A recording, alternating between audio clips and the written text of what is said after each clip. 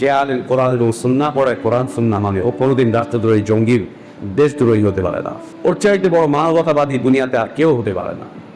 দেখেন নেতাদের অবস্থা কি দাঁড়াবে, অর্থনীতিবিদদের অবস্থা কি দাঁড়াবে।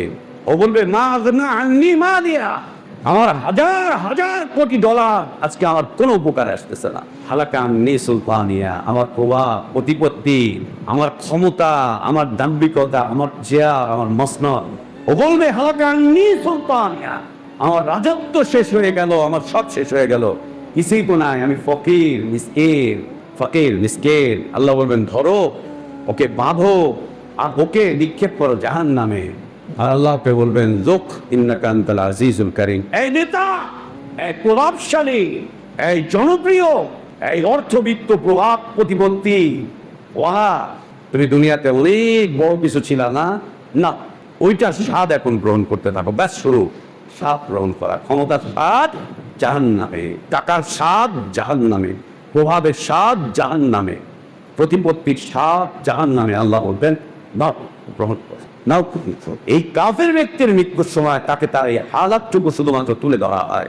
ও তখন আবেদন করতে থাকে, আল্লাহ একটু সময় দেন, আল্লাহ সিদ্ধান্ত হবে না, এই করবো সে করবো, হবে না। ইন্না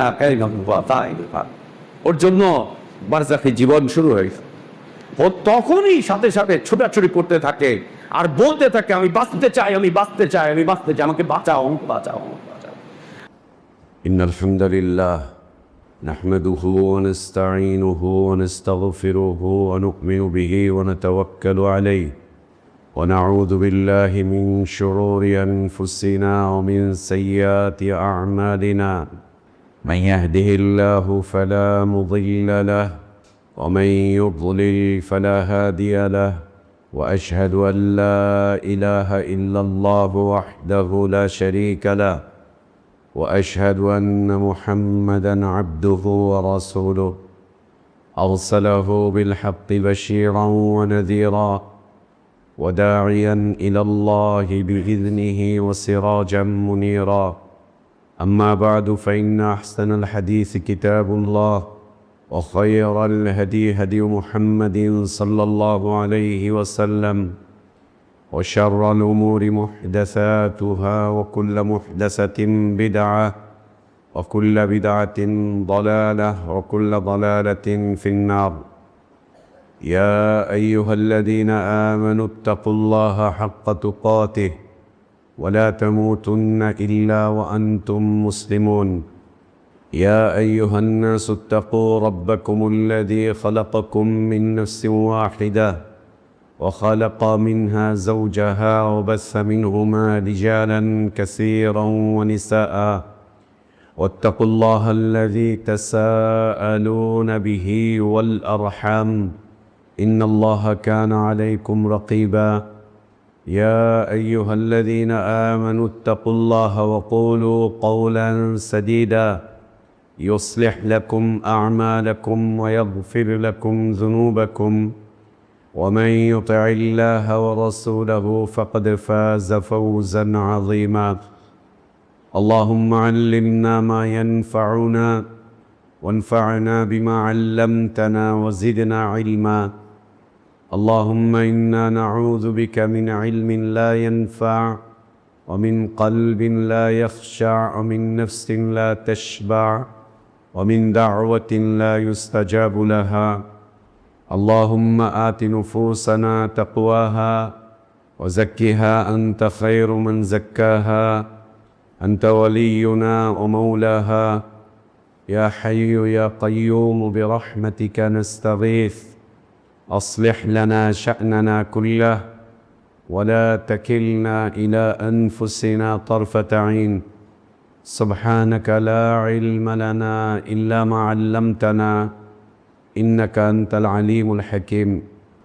সমস্ত প্রশংসা, যাবতীয় গুণগান একমাত্র, কেবলমাত্র, শুধুমাত্র আল্লাহ রব্বুল আলামিন, আহকামুল হাকিমিন, আরহামুর রাহিমিন, ইলাহুল আলামিনের জন্য, যিনি আমাদেরকে মুসলিম করে সৃষ্টি করেছেন, যিনি আমাদের জন্য উত্তম হালাল রিজকের ব্যবস্থা করেছেন, যিনি আমাদেরকে বিশুদ্ধ হিদায়াতের পথে আহ্বান জানিয়েছেন, যিনি আমাদেরকে মৃত্যু দিবেন, যিনি আমাদেরকে পুনরায় কিয়ামতের দিন তার সামনে হিসাবের মুখোমুখি করবেন এবং বিশুদ্ধ ঈমান, বিশুদ্ধ আমলের ভিত্তিতে যিনি আমাদেরকে নাজাত আর জাযা দান করবেন, সে আল্লাহরই প্রশংসা, যিনি আমাদেরকে জুমার সালাত আদায়ের জন্য পৃথিবীর শ্রেষ্ঠতম পবিত্রতম স্থান মসজিদে আসার তৌফিক দান করেছেন। আলহামদুলিল্লাহ।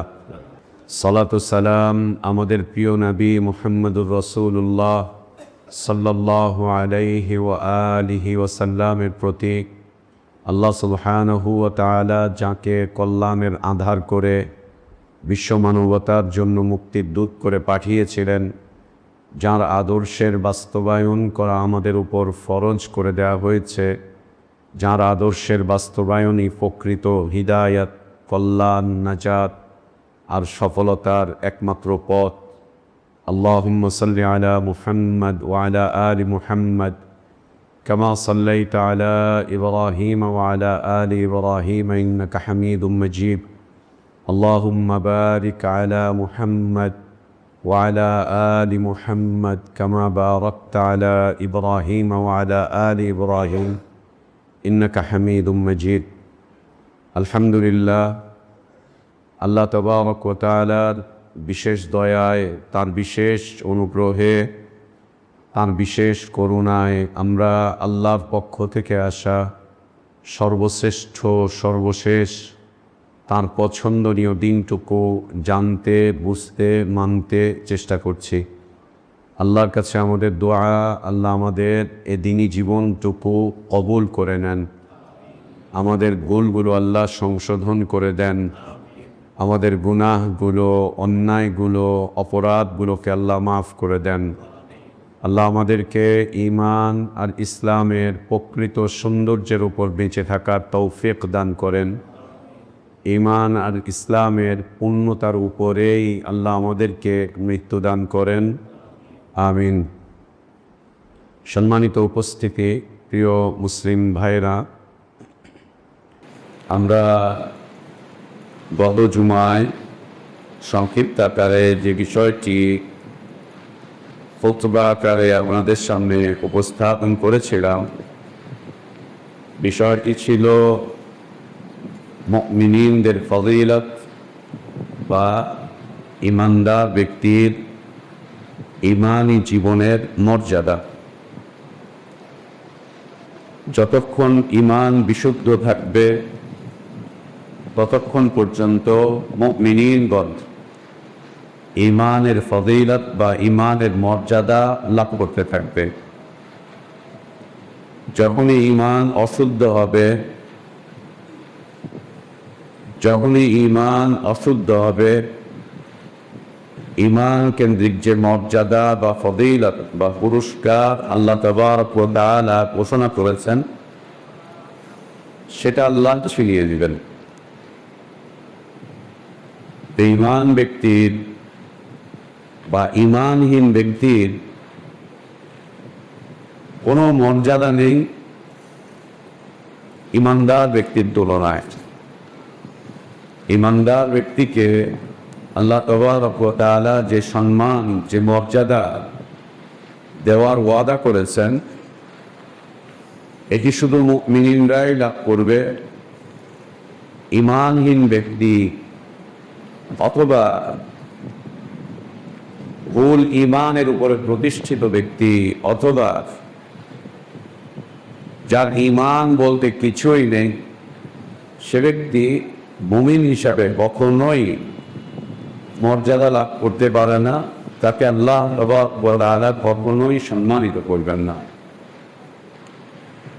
যেমন একটা ছোট্ট কথা প্রচলিত রয়েছে আমাদের সমাজে,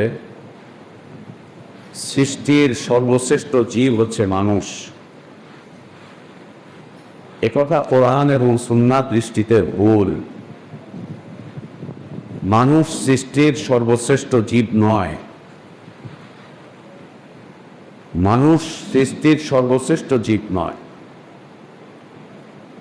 আল্লাহর এই সৃষ্টির সর্বশ্রেষ্ঠ হচ্ছে মুমিনগণ, মুসলিমগণ।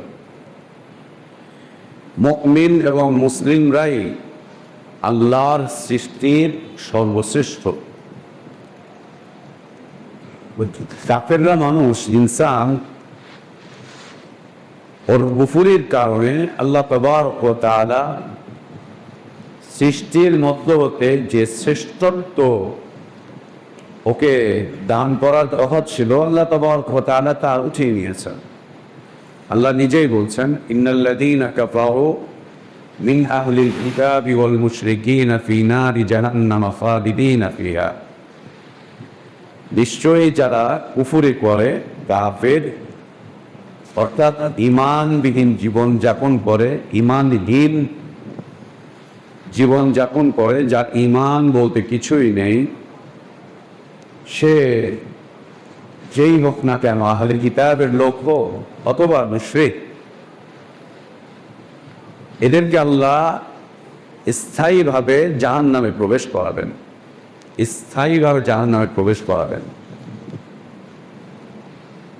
ওরা জাহান্নাম থেকে আর কখনোই বের পাবে না।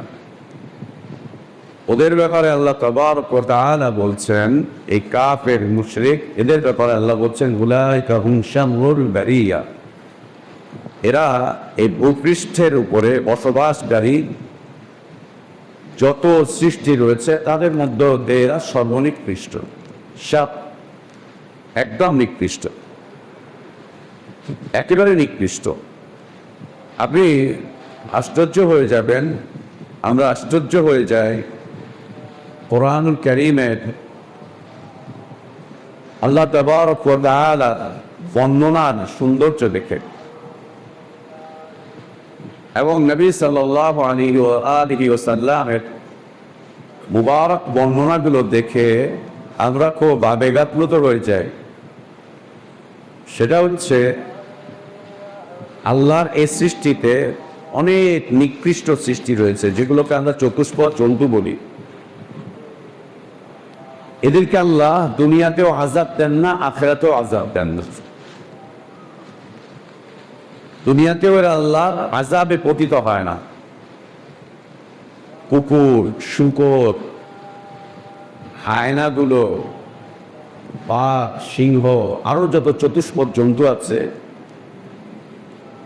এদের জন্য আল্লাহ আযাবের ব্যবস্থা রাখেননি। এরা আযাব পাবে না, দুনিয়াতেও না, আখিরাতেও না। দুনিয়াতেও না, আখিরাতেও না। এবং এদেরকে আল্লাহ তাবারক ওয়া তাআলা কোনো পুরস্কারও এদের জন্য নির্ধারণ করেননি। দুনিয়াতেও এদের কোনো পুরস্কার নেই, আখিরাতেও এদের কোনো পুরস্কার নেই। এদের জীবন দুনিয়াতেই শেষ।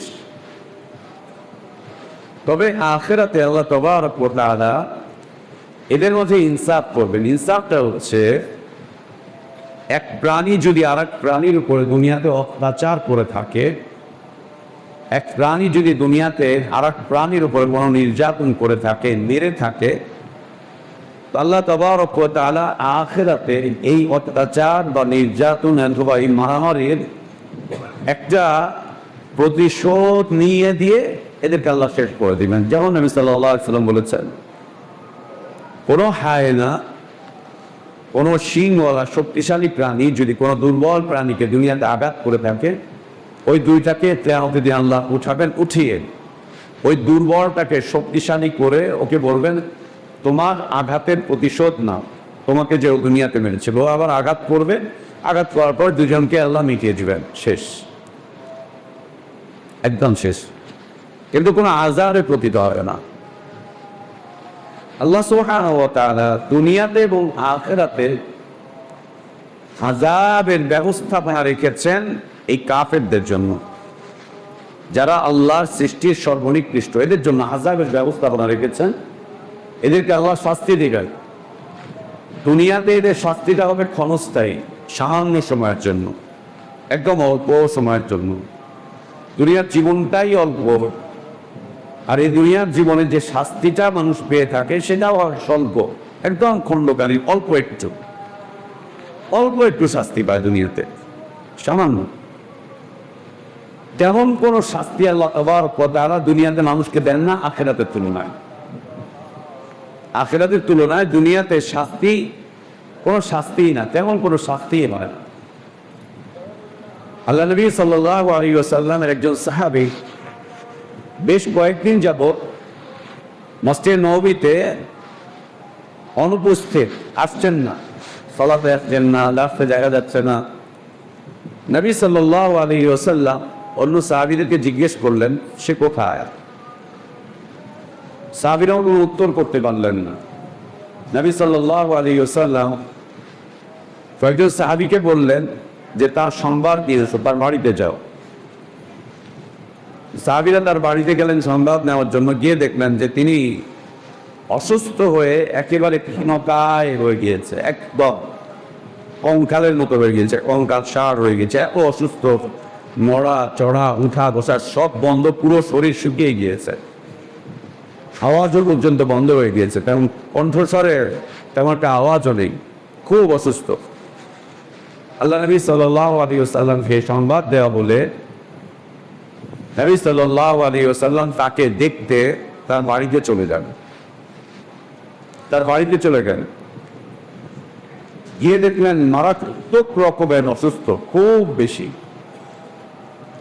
নবী সাল্লাল্লাহু আলাইহি ওয়াসাল্লাম তাকে জিজ্ঞেস করলেন তোমার এই হালাত কেন, এত অসুস্থ কেন, কি কারণে, কি হয়েছে? তিনি সুন্দর একটা কথা নবী সাল্লাল্লাহু আলাইহি ওয়াসাল্লামকে বললেন, তার অসুস্থতার কথা। তিনি বললেন ইয়া রাসূলুল্লাহ, আমি আখিরাতের ভয়াবহতার কথা জেনে আল্লাহর কাছে দোয়া করেছিলাম, হে আল্লাহ তুমি আমাকে পরকালে আখিরাতে কবরে কিয়ামতে তুমি আমাকে শাস্তি দিও না। তুমি আখিরাতের শাস্তিগুলো দুনিয়াতে আমাকে দিয়ে আমাকে নিষ্পাপ করে নিয়ে দাও, আমি যাতে আখিরাতে কোনো শাস্তির মুখোমুখি না হই।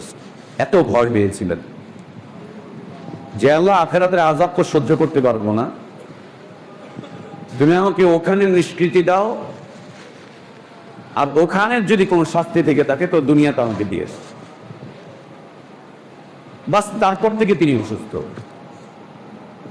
হতে হতে একদম শেষ পর্যায়ে এসে পৌঁছালেন। নড়া চড়া উঠা বসা সব বন্ধ হয়ে গিয়েছে। নবী সাল্লাল্লাহু আলাইহি ওয়াসাল্লাম আর এই কথা শুনে চমৎকার করে বললেন সুবহানাল্লাহ, দুনিয়াতে কি এই সাধ্য কারো আছে? অর্থাৎ আল্লাহ দুনিয়ার মানুষের মাঝে এইরকম ক্ষমতা সাধ্য সৃষ্টিগতভাবেই দেননি যে আখিরাতের আযাব দুনিয়াতে ভোগ করতে পারবে, সম্ভব না একদম। যেমন আখিরাতের একটা শাস্তি, জাহান্নামীকে আল্লাহ যখন জাহান্নামে ফেলবেন পুরো শরীর পুড়ে একদম কয়লা হয়ে যাবে, একদম কয়লা হয়ে যাবে। সাথে সাথে আল্লাহ তাবারক ওয়া তাআলার আদেশে ও আবার নতুন আকৃতি লাভ করবে, আবার পুড়তে থাকবে, পুড়তে পুড়তে পুড়তে পুড়তে আবার কয়লার মতো হয়ে যাবে, আবার আল্লাহর আদেশে, আবার আল্লাহর আদেশে ও আবার নতুন আকৃতি লাভ করবে। এইভাবে চলতেই থাকবে, চলমান, অনন্তকাল চলমান থাকবে, বন্ধ আছে। আল্লাহ তাবারক ওয়া তাআলা বলছেন কুল্লামা নাদিজাত জুলুদুহুম বাদদালনাহুম জুলুদান গায়রাহা লিয়াযুকুল আযাব। পুড়তে পুড়তে পুড়তে পুড়তে মনে হবে যেন একদম শেষ হয়ে গিয়েছে, আর তো কিছু নেই, কি পড়বে, ছাই আর পুরার কি আছে, কয়লার পুরার কি আছে। আল্লাহ বলছেন নাদিজাত জুলুদুহুম বাদদালনাহুম জুলুদান গায়রাহা, পুড়তে পুড়তে শেষের দিকে চলে যাবে, আবার শুরু, আবার শেষ হবে, আবার শুরু দিয়ে শেষের দিকে যাবে, শেষ হবে না, আবার নতুন করে আকৃতি লাভ করবে। আবার কেন হবে যা? আল্লাহ বলছেন লিয়াযুকুল আযাব, যাতে করে ও শাস্তির স্বাদ ভোগ করতে পারে, শাস্তির একটা স্বাদ যাতে ও লাভ করে। যে শাস্তি কি জিনিস বুঝো, বোঝো শাস্তি কি জিনিস, বোঝো শাস্তি কি জিনিস, শাস্তির স্বাদ যেন লাভ করতে পারে। এভাবে চলতে থাকে, ও নিরাশ হয়ে হতাশ হয়ে আত্মচিৎকার করে আল্লাহকে ডাকতে থাকবে, আল্লাহকে বলতে থাকবে আয় আল্লাহ আমাদের ব্যাপারে একটা ফাইনাল সিদ্ধান্ত আপনি দিয়ে দেন, আর সহ্য করতে পারছি না, একদম যেন ফাইনাল হয়ে যায়, একবারে শেষ করে দেন। একবারে মিটিয়ে দেন, একবার মাটি হয়ে যায়। আল্লাহ ওদের কোনো কথার উত্তরই দিবেন না। আল্লাহ সামিয়া, আল্লাহ শুনবেন, কিন্তু আল্লাহ কোনো জবাব দিবেন না। ও আবারও বলবে, আবারও বলবে, আবারও বলবে, বলতে বলতে বলতে বলতে একটা পর্যায়ে ও নিরাশ হয়ে যাবে। আর কত বলবো? আল্লাহ জবাব দেন, আল্লাহ জবাব দেন। হতাশ হয়ে যাবে, নিরাশ হয়ে যাবে, হতাশ নিরাশ হয়ে জাহান্নামের দারওয়ান, জাহান্নামের যে সিকিউরিটি গার্ড, তাকে ও বলবে, ইয়া মালিক লিয়াকদি আলাইনা রাব্বুক, হে মালিক, তুমি তোমার রবকে একটু বলো না, তোমার রব তোমার কথা তো শুনবে, তুমি তোমার রবকে একটু বলো, আমাদের ব্যাপারে যেন তোমার রব একটা সিদ্ধান্ত দিয়ে দেন। আর পারছি না, আর পারছি না, একটা সিদ্ধান্ত দিয়ে দেন, একটা সিদ্ধান্ত দিয়ে দেন। তখন জাহান্নামের প্রহরী সিকিউরিটি গার্ড তাকে বলবে, ইন্নাকুম মাকিফুন, তোমরা এখানেই এই আযাবের মধ্যেই অবস্থান করতে থাকো, এখানে তোমাদের থাকার জায়গা এখানেই, আর তোমাদের ব্যাপারে যা করতেছে আল্লাহর সিদ্ধান্ত এইটাই, এই অবস্থায় তোমরা জীবন যাপন করো, এইটাই একটা জীবন। এ কেমন জীবন? লা ইয়ামুতু ফিহা ওয়া লা ইয়াহইয়া, যেই জীবনের কোনো জীবন নেই, যেই জীবনের কোনো মৃত্যু নেই। আজীব জীবন, আল্লাহু আকবার। লা ইয়ামুতু ফিহা ওয়া লা ইয়াহইয়া, এ এমন এক জীবন যেই জীবনের কোনো জীবন নেই, যেই জীবনের কোনো মরণও নেই, মৃত্যুও নেই। যেই জীবনের কোনো জীবন নেই, যেই জীবনের কোনো মরণ নেই। কিয়ামতের দিন আল্লাহ তাবারক ওয়া তাআলা তার দুইটা মাখলুককে মৃত্যু দিয়ে দিবেন, দুইটা মাখলুক একদম মৃত্যু দিয়ে দিবেন। একটা মাখলুক হচ্ছে এই যে প্রতিদিন তার দিবস, এই যে আমরা আজকে জুমাবার, কালকে শনিবার, পরের রবিবার, এটা আগস্ট মাস, এরপরে সেপ্টেম্বর, হ্যাঁ এটা সফর মাস, এরপরে রবিউল আউয়াল, এটা 1448, তারপরে হচ্ছে 1449, এটা 2026, এরপরে 27। আল্লাহ তাবারক ওয়া তাআলা কিয়ামতের দিন এটাকে মৃত্যু দিয়ে দিবেন, এটাকে মৃত্যু দিয়ে দিবেন। এই ক্যালেন্ডার, এই ডায়েরি, এই ঘড়ি, এটা মৃত্যু হয়ে যাবে, এটাকে মরণ দিয়ে দিবেন আল্লাহ তাবারক ওয়া তাআলা, মরণ দিয়ে দিবেন একেবারে। কিয়ামতের দিন যখন হিসাব নিকাশ শুরু হবে, ইনসানকে যখন আল্লাহ তাবারক ওয়া তাআলা কবর থেকে উঠাবেন, যে যেখানেই শেষ অবস্থান ছিল, সেটা সৎকারের মাধ্যম দিয়ে হোক অথবা জানাজা দাফন কাফনের মাধ্যম দিয়ে হোক। পৃথিবীর মানুষকে তো বিভিন্নভাবে দুনিয়া থেকে বিদায় দেওয়া হয় না, দুনিয়া থেকে মুসলিমদের, মুমিনদের দুনিয়া থেকে বিদায়ের পদ্ধতি কত চমৎকার, আল্লাহু আকবার, কত চমৎকার পদ্ধতি, কত চমৎকার। মৃত্যুবরণ করছে তার আগে আগে আল্লাহর আদেশ, অন্তত মৃত্যুকালীন সময় তার কানে তোমরা কি আল্লাহ তাওহীদের কালিমাটা মনে করিয়ে দাও, মনে করিয়ে দাও।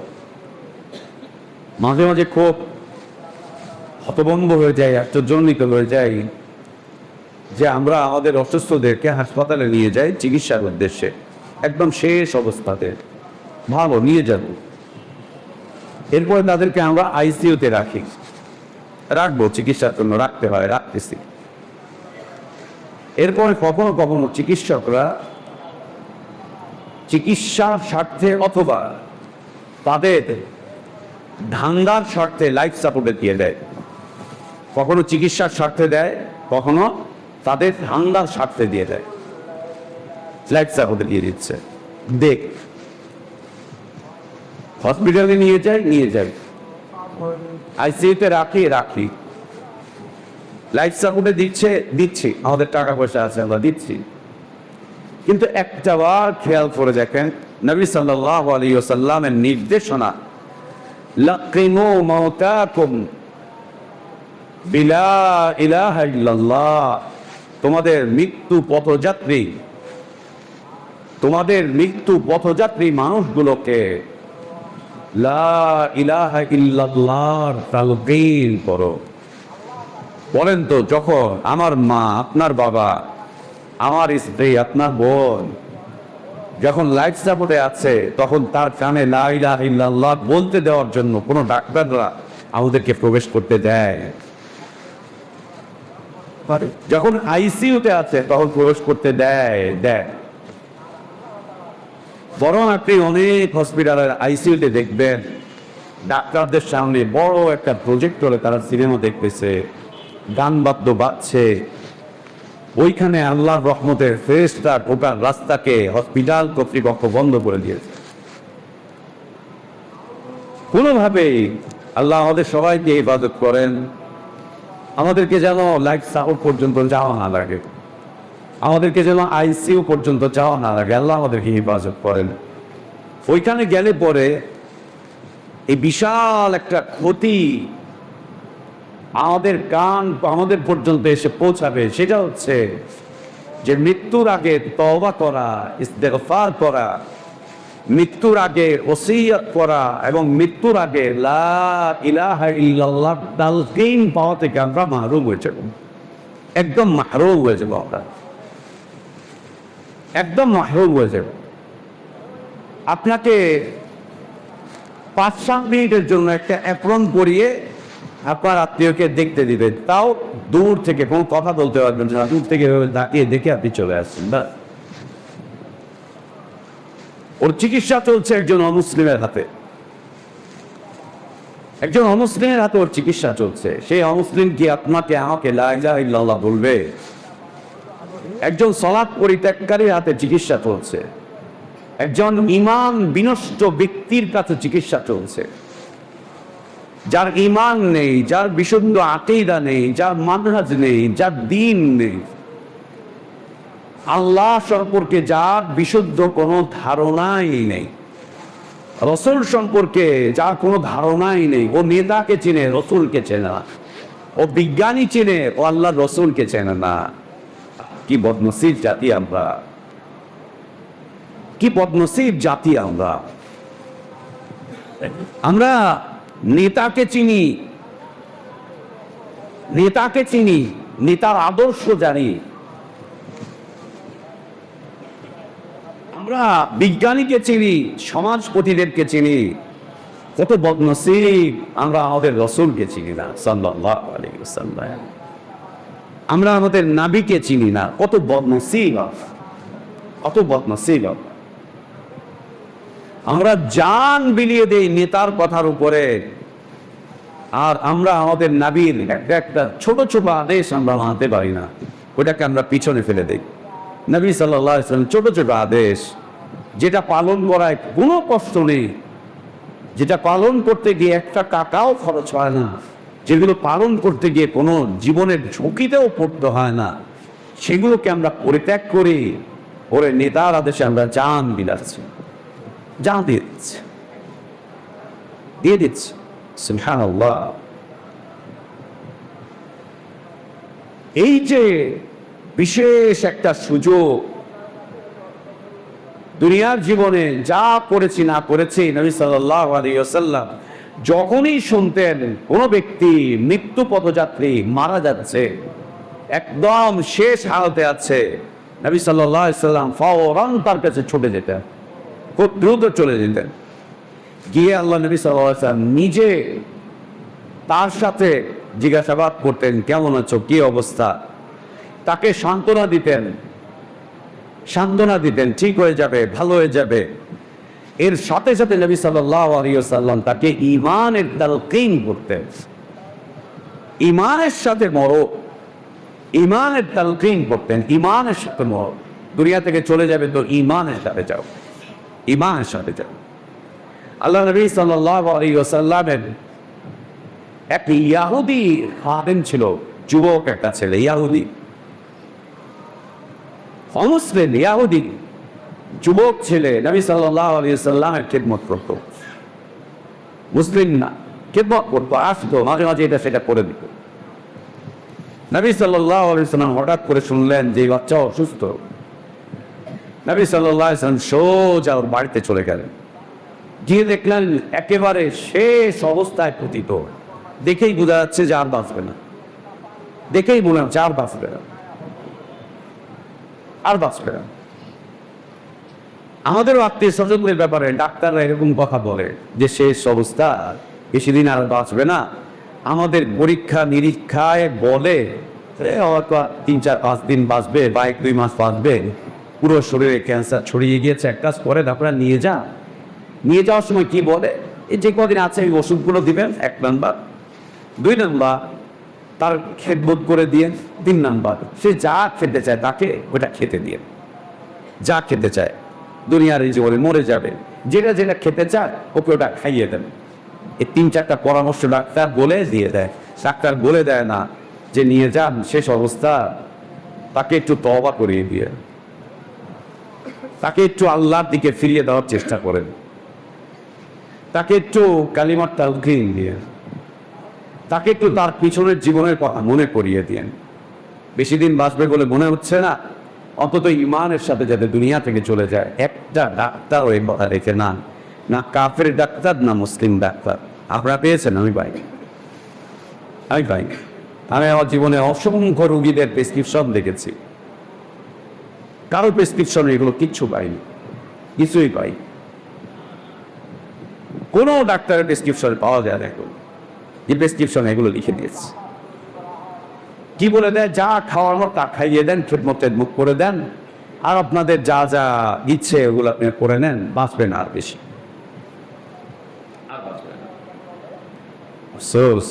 সুবহানাল্লাহ। আল্লাহ নবী সাল্লাল্লাহু আলাইহি ওয়াসাল্লাম চলে গেলেন এই যুবকের বাসায়, গিয়ে দেখলেন একদম জীর্ণকায় অবস্থা, একদম শেষ হালাত। নবী সাল্লাল্লাহু আলাইহি ওয়াসাল্লাম তখন, এই ছেলেটা মৃত্যুর কার্যক্রম চলছে, খুব জোরে জোরে শ্বাস টানতেছে। আপনারা কখনো মৃত্যু পদযাত্রী মানুষকে দেখেছেন যে তাকে দেখতে গেছেন আর 5-7 মিনিট 15 মিনিটের মাথায় সে মারা গেছে? যদি দেখতে যান তাহলে দেখবেন যে খুব জোরে জোরে শ্বাস টানতেছে, অনেক জোরে জোরে, স্বাভাবিক না, অস্বাভাবিক গতিতে শ্বাস টানছে, চোখগুলো সব বড় হয়ে যাচ্ছে, বড় হয়ে যাচ্ছে, অস্থির করছে। নবী সাল্লাল্লাহু আলাইহি ওয়াসাল্লাম গিয়ে দেখলেন যে এর শেষ অবস্থা, আর মনে হয় বাঁচবে না। নবী সাল্লাল্লাহু আলাইহি ওয়াসাল্লাম ওকে বললেন, এই ছেলে লা ইলাহা ইল্লাল্লাহ সাক্ষ্য দাও, অর্থাৎ ঈমানের কালিমা পাঠ করো, ইসলামের কালিমা পাঠ করো, আল্লাহর তাওহীদকে কবুল করো, অর্থাৎ তোমার বাপের ধর্মকে পরিত্যাগ করো, তোমার সমাজের ধর্মকে পরিত্যাগ করো, অর্থাৎ আজীবন যে আদর্শ লালন করেছে একে পরিত্যাগ করার একটা সাক্ষ্য দাও। কুল লা ইলাহা ইল্লাল্লাহ ওয়া আন্নী রাসূলুল্লাহ সাল্লাল্লাহু আলাইহি ওয়াসাল্লাম, বলো, সাক্ষ্য দাও, ইকরার করো, ঘোষণা দাও। ওর বাবা ইহুদি, ওর বাবা ওর পাশে দাঁড়িয়ে আছে, ও ফেল ফেল করে ওর বাবার দিকে একবার তাকাচ্ছে, আল্লাহ রাসূল সাল্লাল্লাহু আলাইহি ওয়াসাল্লাম চেহারা দিকে তাকাচ্ছে, বাপ কোনো কথা বলে না। বাপ ইহুদি, ছেলে ইহুদি, মৃত্যুর আগে নবী সাল্লাল্লাহু আলাইহি ওয়াসাল্লাম এই অবস্থায় এসে ওকে ইসলামের কালিমার সাক্ষ্য দিতে বলছেন, ঈমানের কালিমার সাক্ষ্য দিতে বলছেন, আল্লাহর দ্বীনকে কবুল করার কথা বলছেন, তাওহীদের কালিমার কথা ওকে মনে করিয়ে দিচ্ছেন। ওকে যেই ফিতরাতের উপরে, যেই নেচারের উপরে আল্লাহ সৃষ্টি করেছেন, ওই নেচারের কথা মনে করিয়ে দিয়ে বলছেন, ওই নেচারের সাক্ষ্য প্রদান করো, ওই ফিতরাতের সাক্ষ্য প্রদান করো। ও ফ্যাল করে নবী সাল্লাল্লাহু আলাইহি ওয়াসাল্লাম দিকে তাকিয়ে আছে, ওর বাবার দিকে একবার তাকাচ্ছে, সিদ্ধান্তহীনতায় ভুগতেছে। কিন্তু নবী সাল্লাল্লাহু আলাইহি ওয়াসাল্লাম ওর কাছে খুব প্রিয় ব্যক্তি, আল্লাহ নবীর কাছে যেতেন। আপনি বলে রেখেন, কোন একজন কাফের আপনার কাছে আসে, আপনার ফুড ফরমায়েশ মেনে দেয়, আপনার যে একটু কাজ টাজ করে দেয়, বেতন টেতন ছাড়া এমনিতেই, আপনার বাড়ির পাশে একজন অমুসলিম, ও মাঝে মাঝে আপনার কাছে আসে, এসে আপনার কিছু কাজ করে দেয়, আপনার সাথে সঙ্গ দেয়। আর আমরা কি করি, এই অবস্থায় যদি কেউ আসে, ওরে বিড়ি খাইতে দেই, না আমিও খাই তুইও খা, ওরে দিয়ে বিড়ি আনাই, ওরে দিয়ে গাঁচা আনাই, ওরে দিয়ে আকাম কুকাম যা আছে সব করায়, ইন্না লিল্লাহ, ইন্না লিল্লাহ। এটা আমার আপনার জন্য কত বড় একটা সুযোগ। আমার পাশের বাড়িতে একজন মুসলিম, ও আসে আমার কাছে, ওকে ইসলামের দাওয়াত দেওয়া কত বড় একটা সুযোগ। ও আপনার প্রতি আকৃষ্ট বা আপনাকে ভালো জানে বলেই আপনার কাছে আসে, আর আপনি এটাকে আকাঙ্ক্ষামের মক্ষণ জায়গা ক্ষেত্র মনে করে ওকে দিয়ে ওর ধর্মের উপরে ওকে টিকিয়ে রাখছেন, ওকে দিয়ে আরো অপকর্ম করাচ্ছেন। ও কোনোদিন ফিরে না। আল্লাহ নবী সাল্লাল্লাহু আলাইহি ওয়াসাল্লামের উপর অনেক কাফির মুশরিক আঘাত করেছে। নবী সাল্লাল্লাহু আলাইহি ওয়াসাল্লামকে অনেক কাফির মুশরিক তিরস্কার করেছে। অনেক কাফির মুশরিক নবী সাল্লাল্লাহু আলাইহি ওয়াসাল্লামের বিরুদ্ধে অবস্থান নিয়েছেন, যুদ্ধ করেছে। কিন্তু অনেক কাফির মুশরিক এমনও ছিল যারা নবী সাল্লাল্লাহু আলাইহি ওয়াসাল্লামকে প্রচন্ড রকম ভালোবাসতেন। কাফের কিন্তু প্রচন্ড ভালোবাসতেন। কাফের কিন্তু কোনোদিন নবী সাল্লাল্লাহু আলাইহি ওয়াসাল্লামকে গালি দেয়নি। কাফের কিন্তু নবী সাল্লাল্লাহু আলাইহি ওয়াসাল্লামের আদর্শকে প্রচুর পরিমাণে পছন্দ করতেন, কিন্তু কবুল করতে পারত না, কবুল করতে পারছে না। কিন্তু আল্লাহর নবীর বিরুদ্ধে যাচ্ছে না, আল্লাহ নবী সাল্লাল্লাহু আলাইহি ওয়াসাল্লামের বিপরীতে অবস্থান নিচ্ছে না, তাকে আঘাতও করছে না, তাকে মারছে না, তার বিরুদ্ধে কোনো কর্মসূচিতে অংশগ্রহণও করছে না। এবং নবী সাল্লাল্লাহু আলাইহি ওয়াসাল্লামের খেদমতে মাঝে মাঝেই চলে আসতো, এটা করতো, ওইটা করতো, একটু খাবার নিয়ে আসতো, নবী সাল্লাল্লাহু আলাইহি ওয়াসাল্লামকে হাদিয়া দিত। একজন কাফের, একজন মুশরিক আল্লাহ নবীকে হাদিয়া দিচ্ছে, হাদিয়া দিচ্ছে। নবী সাল্লাল্লাহু আলাইহি ওয়াসাল্লাম অত্যন্ত সাদরে তার হাদিয়া গ্রহণ করতেন। ও খাবার দিচ্ছে, নবী সাল্লাল্লাহু আলাইহি ওয়াসাল্লাম খুব সাদরে ও খাবারটাকে গ্রহণ করতেন, খুব সাদরে গ্রহণ করতেন। ও নবী সাল্লাল্লাহু আলাইহি ওয়াসাল্লামের কাছে আসতো, নবী সাল্লাল্লাহু আলাইহি ওয়াসাল্লাম কোনদিন ওকে ঘৃণা করে তিরস্কার করে ওকে উঠিয়ে দিতেন না, যা বের হয়ে যা, মুসলিম না হলে আমার কাছে আসবি না, এটা করতেন না। ও আসছে আসতে দিতেন, বসছে বসতে দিতেন। অনেক সময় অনেক বিপদগ্রস্ত কাফের মুশরিকরা নবী সাল্লাল্লাহু আলাইহি ওয়াসাল্লামের কাছে এসে নিজের বিপদের কথা, নিজের হীনতার কথা বলতো, এই সমস্যা সেই সমস্যায়। আল্লাহ নবী সাল্লাল্লাহু আলাইহি ওয়াসাল্লাম যার পর নাই চেষ্টা করতেন ওকে ওই সমস্যা থেকে উত্তরণ করার জন্য। আমরা তো ওদের বাড়িঘর দখল করি, তাই না? ওদের জায়গা দখল করি, তাই না? সুবহানাল্লাহ। ওদের বাড়িঘর দখল করি, ওদের জায়গা দখল করি, ওদের প্রতিষ্ঠান দখল করি, ওদেরকে তাড়িয়ে দেই। এই একটা সুযোগ দাঁড়িয়ে দেই। আল্লাহ নবী সাল্লাল্লাহু আলাইহি ওয়াসাল্লাম কোনদিন করেননি, সাহাবীদের কেউ বলেননি, কোনোদিন বলেননি, কোনোদিন করেননি। যে সমস্ত কাফের মুশরিকরা যুদ্ধের ময়দানে চলে এসেছে তাদের হিসাব, যুদ্ধের হিসাব আলাদা, যুদ্ধক্ষেত্রের বিচার বিশ্লেষণ আলাদা, স্বাভাবিক অবস্থার বিচার বিশ্লেষণ আলাদা। এই জন্য অসংখ্য কাফেররা নবী সাল্লাল্লাহু আলাইহি ওয়াসাল্লামকে নিজেদের জন্য নিরাপদ মনে করতেন। তারা তাদের আমানতগুলো নবী সাল্লাল্লাহু আলাইহি ওয়াসাল্লামের কাছে জমা রাখতেন, গচ্ছিত রাখতেন, খুব ভালোবাসতেন। অনেক কাফের মুশরিক ছিল, তার মধ্যে এই যুবক একজন।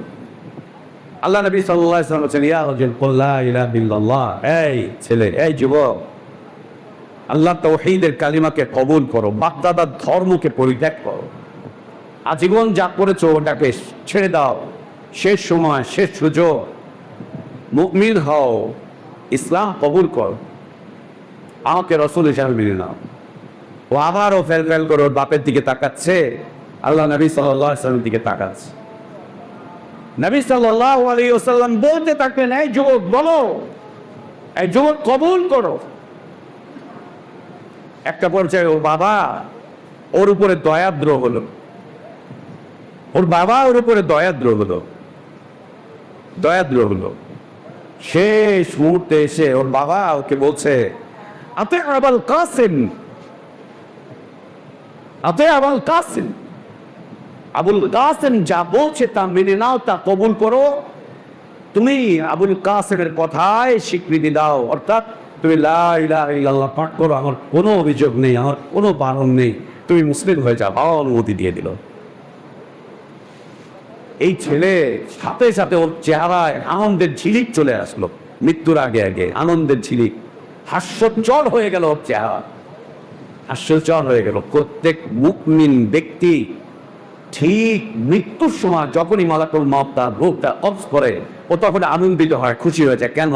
আমি এখন আল্লাহর কাছে চলে যাব, আমি এখন আমার রবের কাছে চলে যাব, এই পচা দুনিয়া ছেড়ে আমার আল্লাহর কাছে আমি চলে যাব, এই গন্ধ জায়গা ছেড়ে আমি আমার আল্লাহর কাছে চলে যাব, আল্লাহর কাছে চলে যাব। দুনিয়ার কোনো গেজগেজানি পেনপেনানি আর আমাকে কোনোদিন ডিস্টার্ব করবে না, আমি আবার আল্লাহর কাছে চলে যাব। এবং প্রত্যেক মুমিনকে ঠিক মৃত্যুর পূর্বক্ষণে আল্লাহর পক্ষ থেকে আদিষ্ট হয়ে মালাইকা তাকে তার জান্নাত, মৃত্যুর পরে তার থাকার জায়গা, তার কাছে একটা সিনারিয়াকে আকারে তুলে ধরেন, এই যে মৃত্যুর মাধ্যম দিয়ে তুমি এখানে চলে যাবা। প্রত্যেক মুমিনকে তুলে ধরেন, এই যে মৃত্যুর মাধ্যম দিয়ে তুমি এখানে চলে যাবা, এটা তোমার জায়গা, এটা আল্লাহ তোমার জন্য নির্ধারণ করে রেখেছেন। অতএব আসো, আল্লাহর জান্নাতের দিকে চলো। তখন খুশি হয়ে যায়, চেহারায় আনন্দ চলে আসে, আনন্দের ঝিলিক উঠে যায় যে আমি জান্নাতে চলে যাচ্ছি। ঠিক বিপরীতে প্রত্যেক কাফের ব্যক্তিকে মৃত্যুর আগে আল্লাহর আদেশে মালাইকা ওর জাহান্নাম, মৃত্যুর পরে থাকার জায়গা তুলে ধরে, ভয়াবহতা দেখতে পায়, সিনারি আকারে তার কাছে তুলে দেওয়া হয়। ও দেখতে পায়, যখনই দেখতে পায় ও ভয়াবহতা তখন বুঝে নেয়। বুঝে ও কয়েকটা কাজ করে। এক নম্বর কাজ, ও আল্লাহকে বলতে থাকে, রব্বির জিউন, আয় আল্লাহ, তুমি মালাইকাকে প্রত্যাবর্তন করিয়ে নাও, আমাকে তুমি আরেকটু হায়াত দাও। রব্বি ইরজিউন, আমাকে তুমি ফিরিয়ে দাও, হায়াত দাও, আমাকে হায়াত দিয়ে দাও। মালাইকা যেন চলে যায়, মালাকুল মাউত, আমি যেন আরেকটু জীবন পেয়ে যাই, আর একটু সময়। কতটুকু সময়? লাআল্লি আ'মালু সালিহান ফীমা তারাকত, এতটুকু সময় যেন আমি নেক হয়ে যেতে পারি, ভালো কাজ করে ফেলতে পারি। ভালো কাজটা কি? সারা জীবনের সব পাপ পঙ্কিলতা থেকে তওবা করার সময়টুকু চাই আল্লাহর কাছে। সারা জীবন যা করেছি, নেতার পিছনে ঘুরেছি, নেতার স্লোগান দিয়েছি, ইসলামের বিরুদ্ধাচরণ করেছি, এগুলো থেকে শুধু তওবা করতে চাই। ঈমান বাতিল অবস্থায় ছিল, তওবা করতে চাই। লাআল্লি আ'মালু সালিহান, এই তওবা করার সময়টুকু আল্লাহ দাও, যা আমি ছেড়ে দিয়েছিলাম। তওবা করার সময়টুকু দাও, তওবা করে ঈমান নবায়ন করব, ঈমানকে সংশোধন করব। আর যদি সময় পাই তো সালাত আদায়কারী হয়ে যাব। আর যদি সময় পাই তাহলে আল্লাহ দুনিয়ায় যা কামাই করেছি সব দান করে দিব, সব দান করে দিব, সব দান করে দিব। দেশের সব সম্পদ তো বিদেশে পাচার করেছে। কোরআনের এই আয়াত অনুযায়ী, নবী সাল্লাল্লাহু আলাইহি ওয়াসাল্লামের মুবারক হাদিস অনুযায়ী, এই সকল সম্পদশালীরা ঠিক মৃত্যুর সময় আল্লাহকে বলবে, আয় আল্লাহ, একটুখানি সময় দেন, আমি তওবা করব, যার যার হক মেরে খেয়েছিলাম, দেশের জনগণের হক, এর হক, ও হক, তার হক, সব ফিরিয়ে দেবে। এতটুকু সময় শুধু চাই যে হকটুকু আমি ফিরে দেব। আল্লাহ বলবেন, কাল্লা, হবে না। আবেদন করেছো, আল্লাহ তাবারক ওয়া তাআলা সিদ্ধান্ত, কাল্লা, হবে না। ইন্নাহা কালিমাতুন হুয়া কাইলুহা, এটা তোমার আবেদন করার বিষয় ছিল, আবেদন করেছো, আবেদন গ্রহণযোগ্য না। যত হত্যাযজ্ঞ চালিয়েছে খালি সময় চাইবে, আল্লাহ যাদেরকে হত্যা করেছে ওদের পরিবারের কাছে খালি ক্ষমা চাইবো, ক্ষমা চাইব। হবে না, আল্লাহ সুযোগ দিবেন। যত মন্দির নির্মাণ করেছে আর খানকা দরগা নির্মাণ করেছে, ওইগুলো থেকে নিষ্কৃতির জন্য আল্লাহর কাছে সময় চাইবে। আল্লাহ, একটা মুহূর্ত সময় দাও, ওইটা থেকে বের হয়ে আসবো, ওটা থেকে বের হয়ে আসবো। আল্লাহ বিশ্বাস করেন, এখনো সুযোগ। মুসল্লিবৃন্দ, আপনাদেরকে বলছে, এখনো সুযোগ। তওবা করেন, নাম কাটান, সব দল থেকে নাম কাটান, সব দল থেকে নাম কাটান। সম্পর্ক ছিন্নের ঘোষণা করেন, সব কিছুর সাথে সম্পর্ক ছিন্নের ঘোষণা করে আল্লাহর সাথে সম্পর্ক জোড়ার জন্য চেষ্টা করেন। মসজিদে এসে পড়ে থাকেন, ক্লাবে, পার্টি অফিসে অনেক সময় কাটিয়েছেন, মসজিদে এসে কাটান, আল্লাহ এসে কাটান। নেতার জীবনী নিয়ে অনেক চর্চা করেছেন, এখন মসজিদে এসে কোরআন নিয়ে একটু বসেন, আল্লাহর কালামের চর্চা করেন। বিশ্বাস করেন, মৃত্যুর আগে সুযোগ পাবেন, একদম সুযোগ পাবেন। কেউ পায়নি, কোন ফেরাউন সুযোগ পায়নি, কোন নমরুদ সুযোগ পায়নি, এরাও পাবে না। কেন? ক্ষমতার মোহ এদেরকে চতুর্দিক থেকে পরিবেষ্টন করে রেখেছে। 70 বছর পার হয়ে গিয়েছে জীবন, 80 বছর পার হয়ে গিয়েছে, এখনো লোভ থামে না। ক্ষমতার মসনদের লোভ এখনো পাবে না। আকাঙ্কুকামের লোভ এখনো হৃদয় থেকে যায় না। মূর্তি পূজার, কবর পূজার লোভ এখনো হৃদয় থেকে যায় না। কেন? ওটা করতে পারলেই একটা কিছু হতে পারবো, একটা কিছু পাবো, লোভ এখনো যায় না। শয়তান চতুর্দিক থেকে লোভ দিয়ে পরিবেশটা হবে। প্রত্যেক মুমিনকে তার মৃত্যুর পরের স্থান দেখিয়ে দেওয়া হয়, প্রত্যেক কাফেরকে তার মৃত্যুর পরের স্থান দেখিয়ে দেওয়া হয়। মুমিন আনন্দিত হয়, চলে যাওয়ার জন্য ও প্রস্তুত হতে থাকে, তখন তার জান বের হওয়াটা এত সহজ হয়। নবী সাল্লাল্লাহু আলাইহি ওয়াসাল্লাম বলছেন, ভরা কলসির পানি ভরা একটা কলসি, ওটাকে কাত করে দিলে যেমন পানিটা আপনা আপনি বের হয়ে চলে যায়, কোনো বাধা পড়ে না, আপনি আপনি পানি, কলসি ভরা এক পানি কাট করে দেওয়ার পরে আপনা আপনি আস্তে করে পানি বের হয়ে যায়। মুমিনের রোহটা ওইভাবে আস্তে করে বের হয়ে আল্লাহর কাছে চলে যায়। আল্লাহ আমাদেরকে এমন মৃত্যু দান করেন, সৌভাগ্যের মৃত্যু দান করেন, ইমানের মৃত্যু দান করেন। আর ইমানের মৃত্যু পেতে হলে দুনিয়ার এই যে এখন সময় পাচ্ছেন না, একটু ইমান সংশোধন করেন। ওই পীর মুরিদি ইমান বাদ দেন, ওই খানকার দরগার ইমান বাদ দেন, ওই রাজনীতির ইমান বাদ দেন, ওই সমাজপতি হওয়ার ইমান বাদ দেন, ওই লুটপাট জুলুম অত্যাচারের ইমান ওইটাকে বাদ দেন, ওটাকে বাদ দেন। যদি ইমানের সাথে মরতে চাই আমরা, তাহলে দুনিয়ার এই যে সুযোগটুকু, এই সুযোগটুকু দিয়ে ইমান চর্চা করতে হবে। আর না হলে মৃত্যুর সময় চাইবেন, আল্লাহ দিবেন না। ঠিক বিপরীত দিকে যখন কাফের মুশরিকরা মৃত্যুর সময় উপস্থিত হয়, ওদেরকে ওদের জাহান্নাম দেখিয়ে দেওয়া হয়, ওরা তখন আল্লাহর কাছে আবেদন করতে থাকে, আল্লাহ আরেকটু সময় দেন। কি করবে? আল্লাহ নেক আমল করবো, তওবা করবো, ইস্তিগফার করবো, যার যার হক বুঝিয়ে দিবে। এবং নবী সাল্লাল্লাহু আলাইহি ওয়াসাল্লাম বলছেন, দুনিয়াতে প্রত্যেকটা মানুষের হক বুঝিয়ে দেওয়া যেমনটা সহজ, আখিরাতে তার চাইতে অনেক অনেক অনেক বেশি কঠিন। দুনিয়াতে আপনি আমার কাছে কিছু পান, দিয়ে দেওয়াটা সহজ, জায়গাটা বিক্রি করলাম, দিয়ে দিলাম, যা। যদি নাও পারি, অন্তত পক্ষে আপনি তো মানুষ, আমিও মানুষ, আমি যদি এসে আপনার কাছে কাঁদি, ক্ষমা চাই, বারবার যদি বলতে থাকি, একটা পর্যায়ে আপনি আমার উপরে দয়াদ্র হয়ে যাবেন, ক্ষমা করে দিবেন, শেষ হিসাব নিকাশ। এমনটাই আল্লাহ নবী সাল্লাল্লাহু আলাইহি ওয়াসাল্লাম নিজে করেছিলেন। ঠিক অসুস্থ, এই যে রবিউল আউয়াল মাস আসতেছে, রবিউল আউয়ালে নবী সাল্লাল্লাহু আলাইহি ওয়াসাল্লামের মৃত্যু হয়েছিল। এরা তো জন্মদিন পালন করবে না, রবিউল আউয়ালের জন্মদিন, জানেন রবিউল আউয়াল নবী সাল্লাল্লাহু আলাইহি ওয়াসাল্লামের মৃত্যু দিবস। রবিউল আউয়ালে নবী সাল্লাল্লাহু আলাইহি ওয়াসাল্লামের মৃত্যু হয়েছিল। নবীর মৃত্যুর মাসে তুমি মিষ্টি খাও, আনন্দ করো, মিছিল করো, কত কিছু করো। ইন্না লিল্লাহি ওয়া ইন্না ইলাইহি রাজিউন। মৃত্যুর ঠিক কয়েকদিন আগে নবী সাল্লাল্লাহু আলাইহি ওয়াসাল্লাম অত্যন্ত অসুস্থ অবস্থায় দুজন সাহাবীর কাঁধের উপরে ভর করে মসজিদে নববীতে ঢুকলেন। মসজিদে ঢুকে মিম্বারে উঠলেন, উঠে সাহাবীদের দিকে ইঙ্গিত করে বলছেন, সাহাবীরা দেখতে পাচ্ছেন নবী সাল্লাল্লাহু আলাইহি ওয়াসাল্লাম খুব অসুস্থ, দাঁড়াতেই পারছেন না, কথা বলতে কষ্ট হচ্ছে। নবী সাল্লাল্লাহু আলাইহি ওয়াসাল্লাম সাহাবীদেরকে উদ্দেশ্য করে বললেন, যদি আমার কাছে তোমাদের কোনো কিছু পাওনা থাকে, লেনা দেনা থাকে, তাহলে আমার থেকে তোমরা তোমাদের লেনা দেনা এখন বুঝিয়ে নাও, নিয়ে নাও, এখন নিয়ে নাও। কেন? এর কারণ হচ্ছে কিয়ামতের দিন আল্লাহ তাবারক ওয়া তাআলা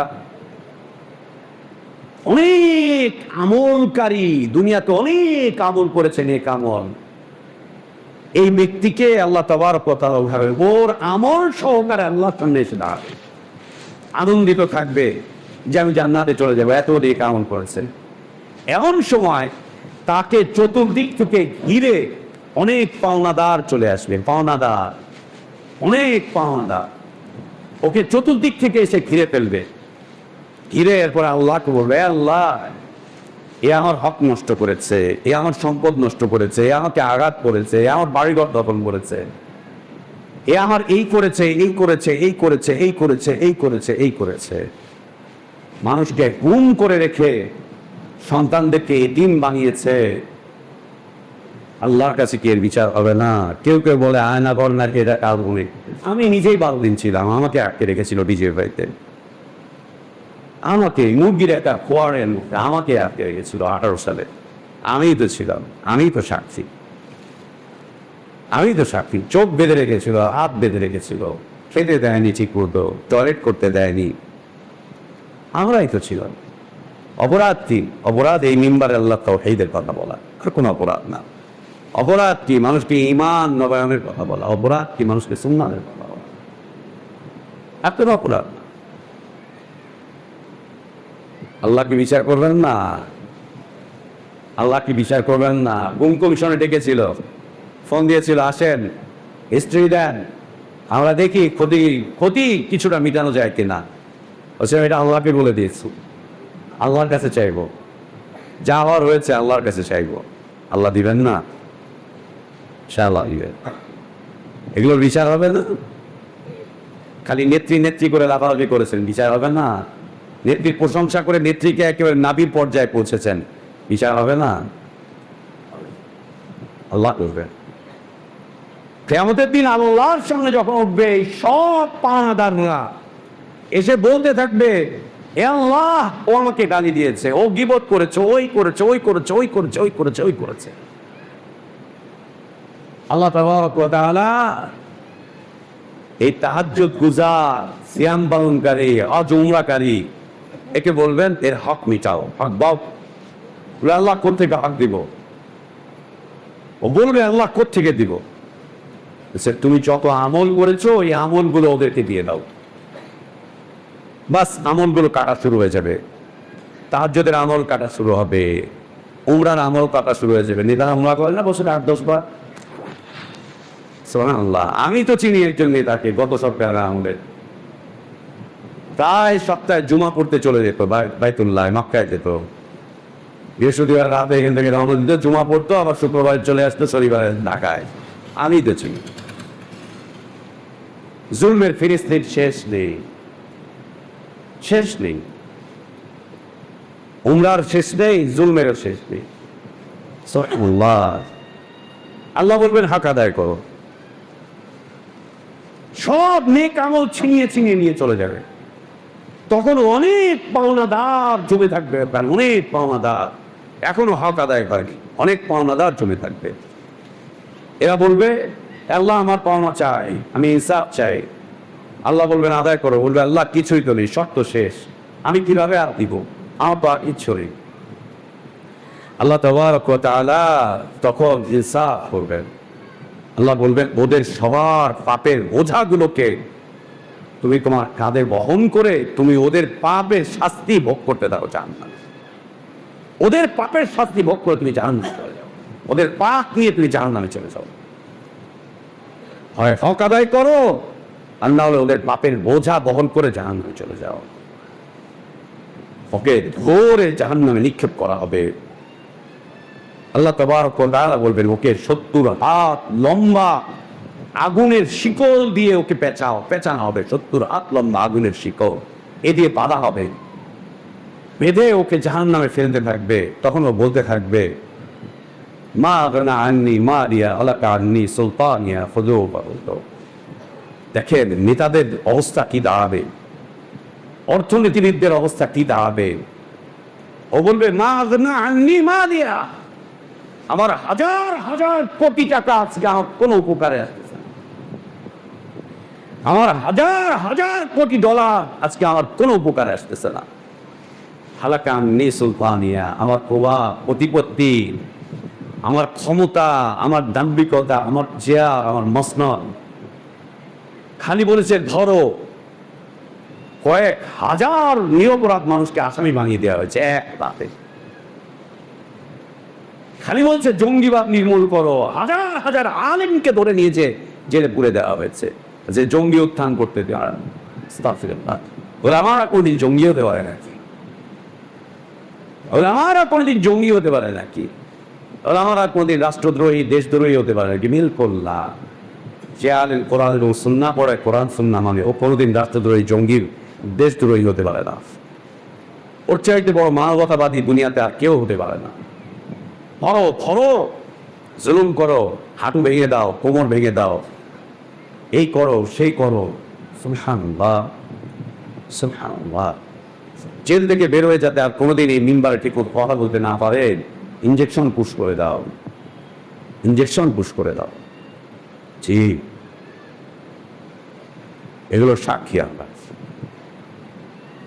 ও বলবে হালাকা আন্নি সুলতানিয়া, আমার রাজত্ব শেষ হয়ে গেল, আমার সব শেষ হয়ে গেল, কিছুই তো নাই, আমি ফকির মিসকিন, ফকির মিসকিন। আল্লাহ বলবেন ধরো ওকে, বাঁধো, আর ওকে নিক্ষেপ করো জাহান্নামে। আর আল্লাহকে বলবেন যুক ইন্নাকা আনতাল আজিজুল কারীম। এই নেতা, এই প্রভাবশালী, এই জনপ্রিয়, এই অর্থবিত্ত প্রভাব প্রতিপত্তি, ওয়া তুমি দুনিয়াতে অনেক বড় কিছু ছিল না, না ওইটার স্বাদ এখন গ্রহণ করতে থাকো। ব্যাস শুরু, স্বাদ গ্রহণ করা, ক্ষমতার স্বাদ জাহান্নামে, টাকার স্বাদ জাহান্নামে, প্রভাবের স্বাদ জাহান্নামে, প্রতিপত্তির স্বাদ জাহান্নামে। আল্লাহ বলবেন না, গ্রহণ করো। নাও, এই কাফের ব্যক্তির মৃত্যুর সময় তাকে তার এই হালাতটুকু শুধুমাত্র তুলে ধরা হয়। ও তখন আবেদন করতে থাকে, আল্লাহ কিছু সময় দেন, আল্লাহ সিদ্ধান্ত হবে না, এই করবো সে করবো, হবে না। ইন্না ওর জন্য বারজাখী জীবন শুরু হয়েছে। ও তখনই সাথে সাথে ছোটাছুটি করতে থাকে আর বলতে থাকে, আমি বাঁচতে চাই, আমি বাঁচতে চাই, আমি বাঁচতে চাই, আমাকে বাঁচাও, বাঁচাও, বাঁচাও। আমার একেবারে গাছের এক আত্মীয়, আমাদের রক্তের, আমার বংশের একজন বড় নেতা ছিল। রাতে হঠাৎ করে কয়েকদিন যাবত খুব অসুস্থ, কিডনি দুইটাই ড্যামেজ, শরীরে ক্যান্সার ছড়িয়ে গিয়েছে।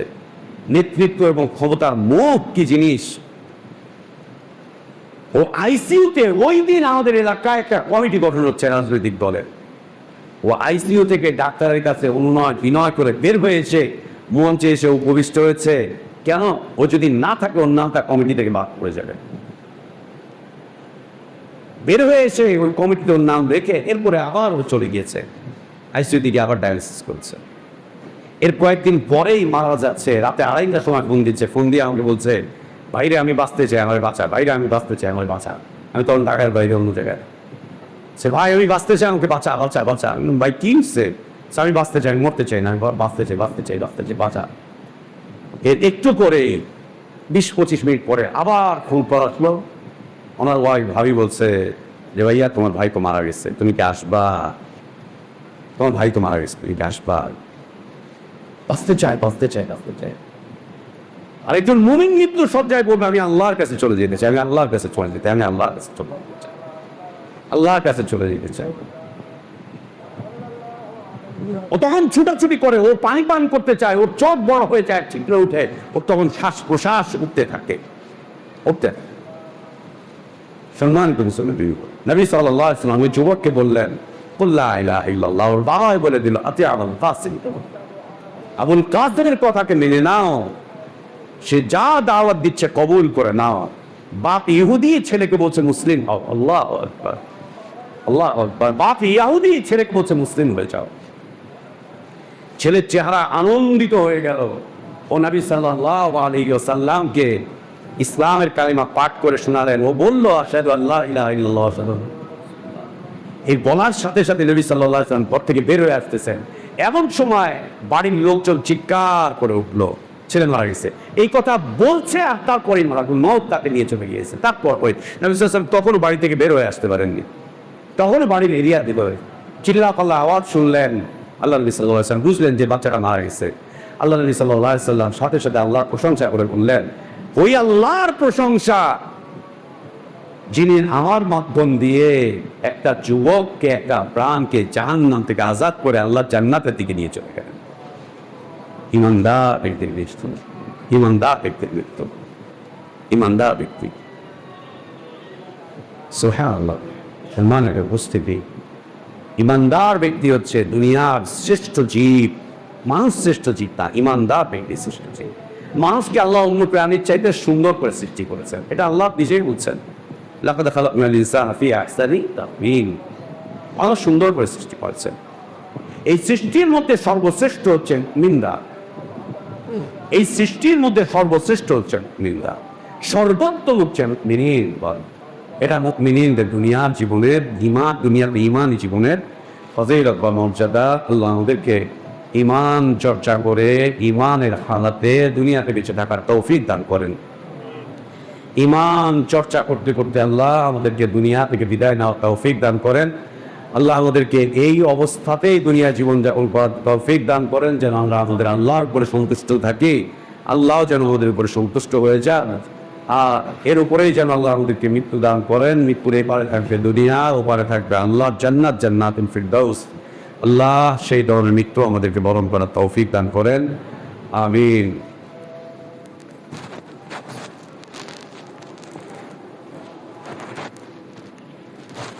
الحمد لله رب العالمين والعاقبة للمتقين ولا عدوان إلا على الظالمين وأشهد أن لا إله إلا الله وحده لا شريك له له الملك وله الحمد يحيي ويميت وهو على كل شيء قدير إله الأولين والآخرين وأشهد أن محمدا عبده ورسوله وصفيه وخليله صلى الله عليه وعلى آله وأصحابه وبارك وسلم تسليما كثيرا إلى يوم الدين.